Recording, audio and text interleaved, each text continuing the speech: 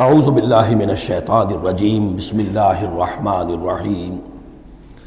اب یہ جو جوڑا آ رہا ہے تین سورتوں کا، سورۃ النحل، اب یہ بھی نسبتاً بڑا جوڑا ہے۔ سورۃ النحل 16 رکوع ہیں، 128 آیات ہیں۔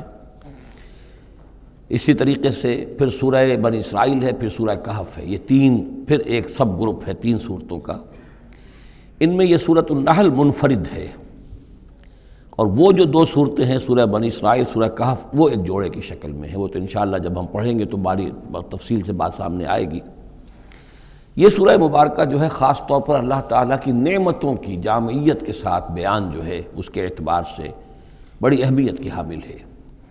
مزاجاً گویا کہ سورہ انعام سے زیادہ مشابہ ہے، بلکہ یہ کہ سورہ روم جو ہے وہ اور سورہ نحل اس کے مضامین میں اور زیادہ گہری مشابہت ہے۔ اتا امر اللہ فلا تستعجلوہ، اللہ کا حکم آن پہنچا ہے پس جلدی مت بچاؤ۔ یعنی یہ کہ جب رسول کی بعثت ہو گئی تو گویا کہ اب وہ سارا معاملہ جو ہے وہ اب تو صرف وقت کا رہ گیا ہے کہ کتنے وقت کے بعد تم پر عذاب آئے، کب تک تمہیں مہلت ملے، ورنہ فیصلہ تو گویا کہ جب کتاب قرآن نازل ہو رہا ہے اور رسول کو ہم نے بھیج دیا ہے تو گویا فیصلہ کن وقت آ پہنچا ہے۔ اب اس میں کوئی تاخیر بس تھوڑی سی ہے، زیادہ نہیں۔ اتا امر اللہ فلا تستعجلوہ سبحانہ وتعالی عما یشرکون، وہ پاک ہے اور بلند و بالا ہے اس سے جو شرک تم کرتے ہو۔ ینزل الملائکۃ بالروح من امرہ علی من یشاء من عبادہ، وہ اتارتا ہے فرشتوں کو اپنے امر کی ایک روح کے ساتھ اپنے بندوں میں سے جس پر چاہتا ہے۔ یہ الفاظ بہت اہم ہیں۔ اتارتا ہے فرشتوں کو، حضرت جبرائیل علیہ السلام ہے کہ جو وحی لے کر آئے۔ کس پر اتارا؟ محمد رسول اللہ صلی اللہ علیہ وسلم علی من یشاء من عبادہ، اپنے بندوں میں سے، انسانوں میں سے جس کو بھی اللہ نے چنا اور پسند کر لیا اس پر حضرت جبرائیل وحی لے کر آئے۔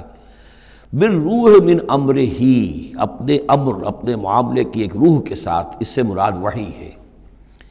تو یہ بات اچھی طرح سمجھ لیجئے، جیسے کہ سورہ اعراف میں جو آیت آئی تھی الا لہ الامر الا لہ الخلق والامر، تو یہ دو عالم ہے، عالم خلق، عالم امر۔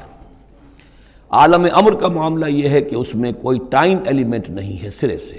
اللہ تعالیٰ کا جو بھی فیصلہ ہوتا ہے انسٹنٹینیس، اس کا امر یہ ہے انما امرہ اذا اراد شیئا فانما یقول لہ کن فیکون، اس میں کوئی ٹائم ایلیمنٹ نہیں ہے۔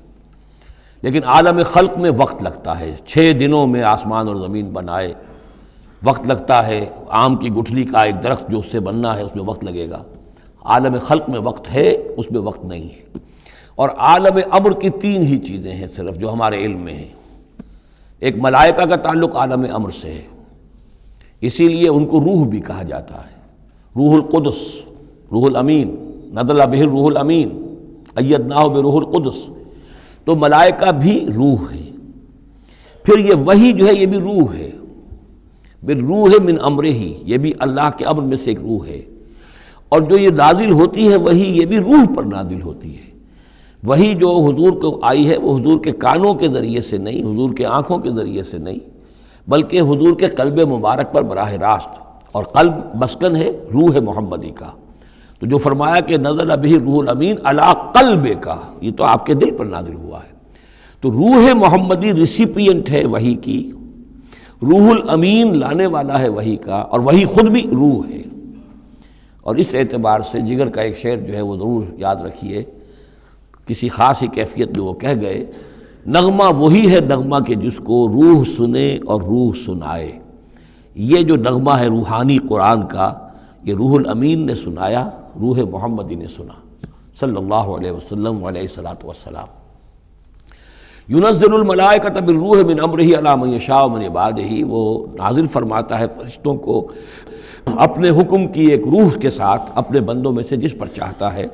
کس لیے؟ ان انذروا انہ لا الہ الا انا فاتقون، کہ خبردار کر دو میرے بندوں کو کہ میرے سوا کوئی معبود نہیں ہے، پس مجھے سے ڈریں، میرا تقوی اختیار کریں۔ خلق السماوات والارض بالحق، اس نے آسمان اور زمین حق کے ساتھ پیدا کیے۔ تعالی عما یشرکون، وہ بہت بلند و بالا ہے، اعلیٰ اور عرفہ ہے شرک سے جو تم کر رہے ہو۔ خلق الانسان من نطفۃ، اس نے انسان کو بنایا ہے گندے پانی کی بوند سے، فاذا ہوا خصیم و مبین، تو پھر وہ بن جاتا ہے جھگڑنے والا، بڑی بحثیں کرتا ہے، دلیلیں دیتا ہے، عقلی اور نقلی اور نہ معلوم کہاں کہاں کے زمین و آسمان کے قلابے میں لاتا ہے، جھگڑتا ہے بہت ہی واضح طور پر۔ وَالْأَنْعَامَ خَلَقَهَا، اور وہ اسی طرح جیسے کہ انسانوں کو اور تمہیں پیدا کیا اللہ نے، اس نے چوپائے بھی بنائے، لَكُمْ فِيهَا دِفْءٌ، اس میں تمہارے لیے بنتی کا سامان ہے، یعنی جانوروں کے ہی بالوں سے ہی وہ چیزیں بنتی تھیں، اون ہے اس سے کچھ چیز بنی جا رہی ہے، کمبل بنے جا رہے ہیں، تو دفن سے مراد یہ ہے، یہ آگے چل کر تفصیل بھی آئے گی، اونٹ کے بالوں سے بھی، اور اسی طریقے سے جو اس کے بکری کے بال ہوتے تھے ان سے رسیاں وغیرہ بنتی تھیں، اونٹ کے بالوں سے رسیاں بنتی تھیں، تو یہ دفن ہے۔ وَمَنَافِعُ، اور بھی بہت سے فائدے ہیں، وَمِنْهَا تَأْكُلُونَ، اور اسی سے تمہاری غذا بھی ہے، اس کا گوشت تم کھاتے ہو جانوروں کا۔ وَلَكُمْ فِيهَا جَمَالٌ حِينَ تُرِيحُونَ وَحِينَ تَسْرَحُونَ، اور اس میں تمہارے لیے بڑی شان اور حسن ہے، جمال ہے، جب کہ تم شام کو انہیں چرا کر واپس لاتے ہو۔ دیہاتی لوگوں کے لیے واقعہ یہ کہ وہ منظر بڑا دل خوشکن ہوتا ہے، وہ اپنے ریوڑ کو لے کر آ رہے ہیں، شام کے وقت جنگل سے واپس آ رہے ہیں، کتنا بڑا ریوڑ ہے یا کتنی بھینسیں ہیں، کتنی گائیں ہیں، تو اس کے اندر تمہارے لیے ایک حسن ہے، جمال ہے۔ وَحِينَ تَسْرَحُونَ، اور جب صبح کے وقت چرانے کے لیے باہر لے کر جاتے ہو۔ وَتَحْمِلُ أَثْقَالَكُمْ إِلَىٰ بَلَدٍ، اور وہ تمہارے بوجھ اٹھا کر لے جاتے ہیں یہ جانور ایسے شہروں تک، ایسی بستیوں تک، لم تکونوا بالغیہ الا بشق الانفس، کہ تم نہ ہوتے اس تک پہنچنے والے مگر جان توڑ کر، یعنی آدمی کو اگر کوئی وزن لے کر جانا پڑے تو ظاہر بات ہے کہ اس کی جان ٹوٹ کر رہ جائے گی، شق الانفس، لیکن یہ کہ گھوڑے کے اوپر لادا ہوا ہے یا اونٹ پر لادا ہوا ہے، خچروں پر لادا ہوا ہے اور چلے جا رہے ہیں، ان کا بوجھ جو ہے وہ جانور اٹھا رہے ہیں۔ ان ربکم لرؤوف الرحیم، یقیناً تمہارا رب جو ہے وہ بہت رؤوف ہے، شفقت فرمانے والا اور مہربان ہے۔ والخیل، اس نے بنا دیے، پیدا کر دیے گھوڑے، والبغال، اور خچر، والحمیر، اور گدھے، لترکبوها وزینہ، کہ تم اس پر سواری کرو۔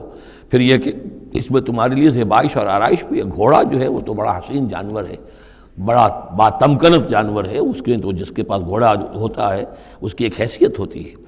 وَيَخْلُقُ مَا لَا تَعْلَمُونَ، اور یہ چیزیں تو وہ ہیں جو تم جانتے ہو، اللہ تو اور نہ معلوم کتنی چیزیں پیدا کرتا ہے جن کا تمہیں علم ہی نہیں ہے، تمہیں ابھی اندازہ ہی نہیں ہے۔ وَعَلَى اللَّهِ قَصْدُ السَّبِيلِ وَمِنْهَا جَائِرٌ، سیدھا راستہ تو اللہ تک پہنچانے والا ہے، باقی اس میں سے ٹیڑھی پگڈنڈیاں نکل جاتی ہیں، یعنی سیدھا راستہ جو ہے صراط مستقیم، وہ اہدنا الصراط المستقیم، کبھی اسے سواء السبیل کہا ہے، قصد السبیل، سواء السبیل، صراط السوی، یہ تمام الفاظ صراط مستقیم، یہ ایک سیدھا راستہ توحید کی سیدھے شاہراہ ہے، اللہ تک پہنچتا ہے سیدھا راستہ۔ وَمِنْهَا جَائِرٌ، لیکن اس سے لوگ مڑ جاتے ہیں ادھر ادھر پگڈنڈیوں پر۔ وَلَوْ شَاءَ لَهَدَاكُمْ أَجْمَعِينَ، اگر اللہ چاہتا تم سب کو ہدایت دے دیتا، تم سبھی کو سیدھے راستے پر چلاتا۔ صدق اللہ العظیم۔